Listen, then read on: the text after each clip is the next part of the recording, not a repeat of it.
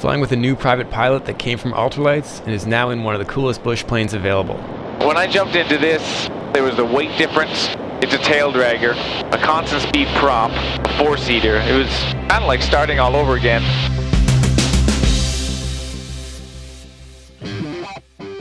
This is another flying adventure from our Canadian West Coast production trip. I'm here today to meet fellow aviator Dan Adair and take a ride in his Maule M7. And I'm interested in his transition from a small tricycle gear ultralight to the much bigger and more powerful Maule. Oh, and I should also mention Dan plays drums for a band you may have heard of. Look at this photograph. Dan had a late start to flying, but his passion reads as that of an experienced airman. I was into commercial aviation when I was a kid. I never really thought about flying myself. It was one of those things you think, well, that's what other people do, and I can't really do that. My wife bought me a gift certificate to the ultralight field. And I looked at it for a year, actually. I was just too busy with career and stuff. One day in August, I went down there, got in their little Rans. He did a low pass over a dike. It had full observation windows. We were flying. He let me fly it. So I got my license, bought a little ultralight. So I got about 100 hours on that and landed on some of the gravel bars. And I was used to that really high performance power to weight ratio. You can't really get stuck anywhere. So then I wanted to get my PPL because my wife was interested in flying with me and the kids. Her parents live on the island. Started to work on my license, but I wanted to get a plane, learn on my own plane. So I flew a 172. When I was in Australia, I took a 182 up, but they're just not what I was used to that. Wah! Up, down, land wherever you want. I started to look into STOL aircraft. All roads kind of led to this. Yeah. About a year ago, got my PPL on it, and here we go. An ultralight to a Maule? That's a big transition. But Dan seems to have handled it well. Or at least we're about to find out. Check 1, 2, you got me? Yeah, gotcha. Flying is just so cool. Yes, it doesn't get old. Dan and I had been emailing for a little over a year. It's cool, man. You made it out here. Yeah, it's been a long journey. Since he'd seen some of my early tail wheel training videos in the Super Cub, it was awesome to finally get to fly together. As I take a look around the plane, I think Dan might challenge me for the number of cameras used on a daily basis. Oh, you got a camera out there too? Yeah, that's a good shot too. Kind of a nerd that way. That's good, I man. like to just capture stuff. You can always delete it, right? Yeah. Having it to debrief is brilliant. That's that shot there. It gets all three wheels and I can see, like, what did I do? Oh, chop the power. Yeah. Okay, I won't chop the power next time. Then you don't, and then something else happens. The unique geography of this airport makes for some interesting wind conditions. Now these trees look like the wind is blowing. This is Fort Langley's weird, man, because one end of the runway. This looks like now it would be a tailwind if we turned around. Yeah, but then back there it's a headwind. And in a more general sense, British Columbia has some regionally specific weather patterns. That's the bane of our existence here, is the Aleutian Low. And just over Alaska there, it just always... You have a similar thing in Ontario. All kinds of crazy stuff happens in Ontario. I had a concert canceled once because lightning was striking the Molson Amphitheater. Yeah, we get major storms sometimes. It's really weird. It's only getting worse with weather patterns getting less stable. And after an epic backtrack, we are ready for takeoff. You ready to go? Ready to go. All right. Fort Langley traffic, Foxtrot Charlie, Delta Mike is on the roll, 08, eastbound departure. Line up first.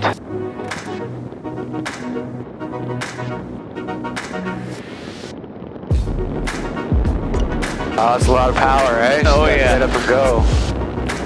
Crosswind inputs and we're airborne. Yeah, this thing's a tank. You have 235 horse. And when you're solo, this thing is probably a rocket, right? Oh, man. It can get you out anywhere. Not that you want to rely on that, but it's nice to have the juice. Yeah. The Maule has an interesting flap system that helps with fuel efficiency, and I'd never seen that before. So we've got 0, and there's 1, 2, and up to 48 degrees with this plane. When you're in cruise, there's negative flaps. -7 degrees, and what that does is it buys you about 3 to 4 knots extra airspeed and increases your fuel economy. So that's a really neat feature of this plane. And one of the biggest differences between the Maule and the Ultralight is the constant speed prop. That's something Dan admitted took a bit of getting used to, and I can relate to that. Yeah, my Ultralight was obviously fixed pitch prop, Rotax 912, so this is a big switch. Biggest thing was the prop governor. That engineers designed based on a specific need for pilots to not have to hand adjust their prop on the ground, actually do it in flight and to do it safely. What's the tip I learned was lower from the left and raise from the right in order of prop and throttle when you want to go up and down. In my Rotax I could go dump, power on, power off, and the thing was fine, it could handle it, but it's a little more sensitive, especially really fast throttle changes. This engine, like a lot of them, has a pretty extensive counterweight system in it, and any aggressive changes can really damage the engine. Dan and I could also relate to being mature students and training experiences with multiple instructors. I know it's hit and miss when you go to some schools, you don't know who you're going to get. Finding a good instructor is definitely important. Well, I always tell people that's the most important thing. A lot of it has to do with just how you relate to them, because it might not be that they're bad or something, it's just how you drive. If you two don't get along well or whatever, it ain't gonna work. Yeah, there's personality stuff, right? If you rub the wrong way, I've noticed, I'll shut down. Yep. Now you're not learning anymore. That's right. And it's like that just makes you feel like an idiot. Then you go home all defeated and Yeah. you don't even feel like flying anymore. I've had those moments in my training. Well, we all have, right? Everybody has. The question is, how do you deal with it?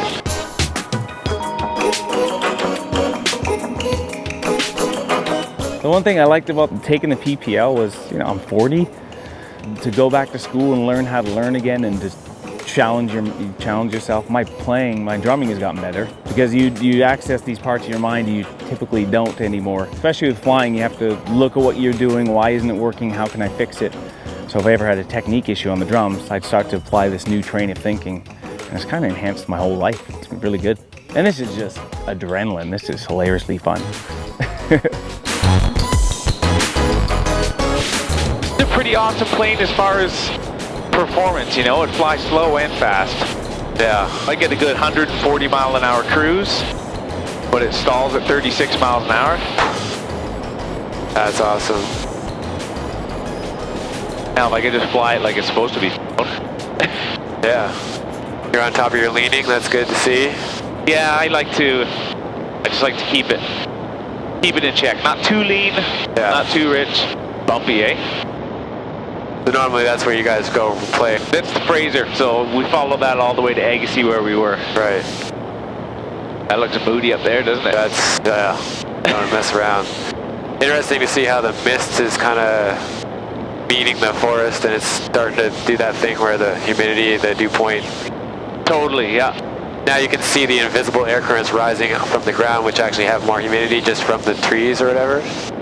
So cool. Orographic lift here too, right? That wind's coming in and pushing it all up. Right. That's why the middle of BC is dry like a desert.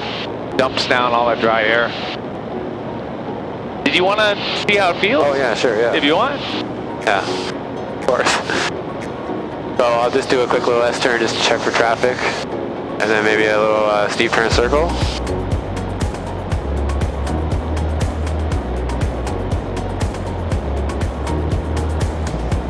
To make sure there's no one around.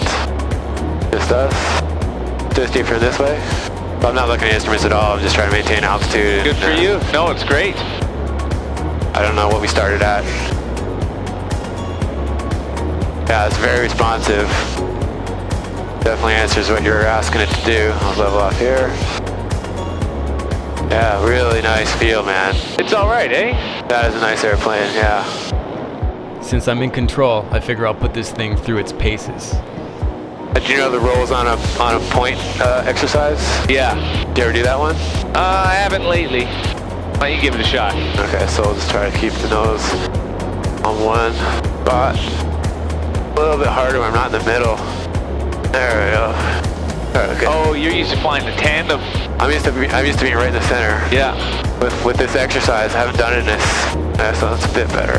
My first one, it totally yawed, but I'm trying to get it figured out. There we go. Yeah, that's a good way to feel a new airplane. You know how much rudder it needs for adverse yaw. I have a pretty basic setup. I got the 6-pack here. No advanced avionics. I don't have a VOR or NDB. I just put in this Garmin as well, and I've got 4-flight And I've got this radio, which is a GPS as well. So I have 3 GPS. God forbid I actually have to go back to a paper map one day, but I do keep that skill set up, I promise. It has auxiliary tanks, 15-gallon tank in each wing. And you can hear it. There's one, there's the other. It's a little tricky to get to learn.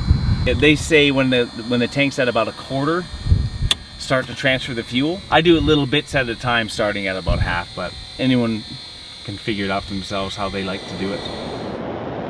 Oh man, okay, so you got it. All right, cool. On time.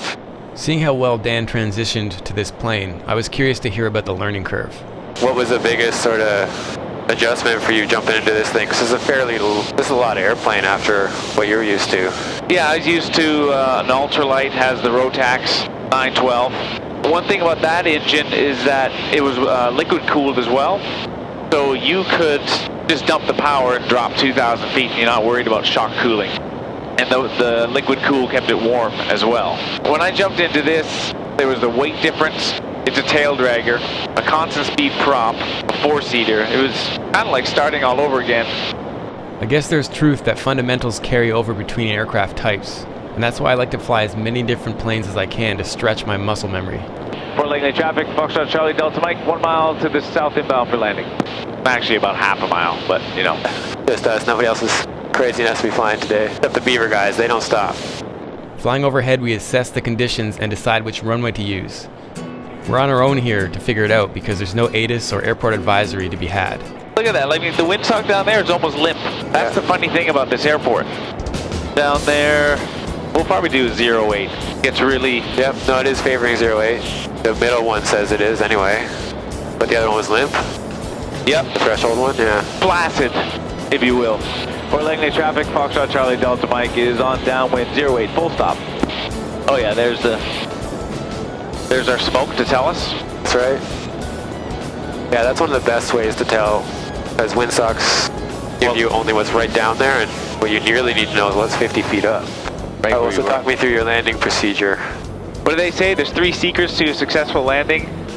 Stabilized approach, distant airspeed, and no one knows the third. Right. That's awesome.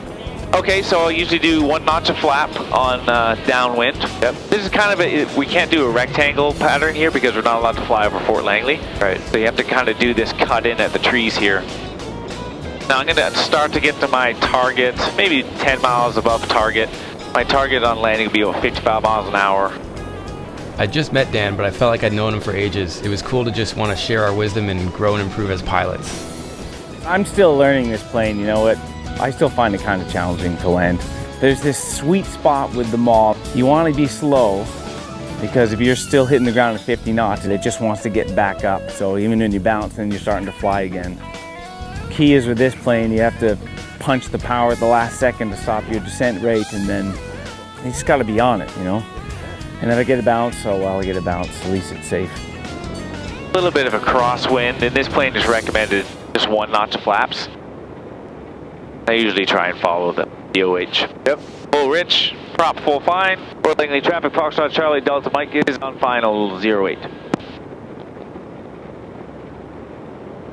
And these treetops give you some nice cues as well. Totally, yeah.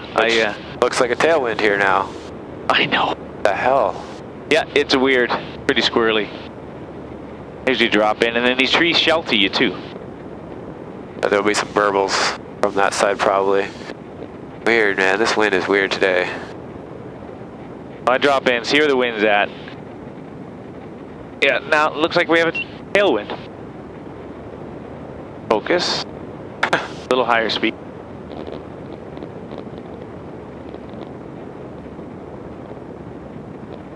And settle. Oh, you're good.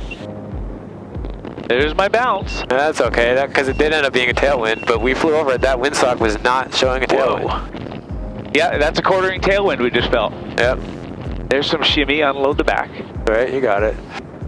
Flaps off. See, the key to the Maule is to flaps off as soon as you hit so you don't start flying. Yep. But I don't know if I want to take my eyes off what I'm doing. Nope, you made a good call there. That was a little bit of a weird landing, but we are being pushed that way. Now it's a headwind based on those trees. Yeah, now the sock's coming towards us. So back there was a tailwind, and now it's a headwind. Wow, that's tough. That's, yeah. Well, we both made the call that 08 was the right runway, looking at all the cues, and then it wasn't until short final that's like, oh, now it's a tailwind. Huge thanks to sponsors and supporters on Patreon for helping us get these types of productions done. We shot a whole lot of episodes while we were out in BC. Please visit flightshops.com to check out those episodes, and plus there's about 100 back catalog episodes available now, and we've got them all curated and organized. That's also where we host the contest where you can win thousands of dollars each month, and our mailing list which allows us to reach you, so please do visit flightshops.com. Anyway, good time, man. That was awesome. And until next time, keep your flight chops sharp. Tail up for visibility.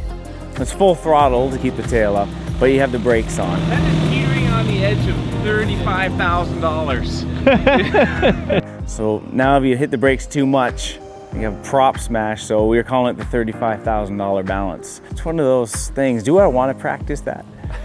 Yes, well I do, but I'm sure my insurance guy doesn't want to hear this either. I am not going to practice that Air One insurance.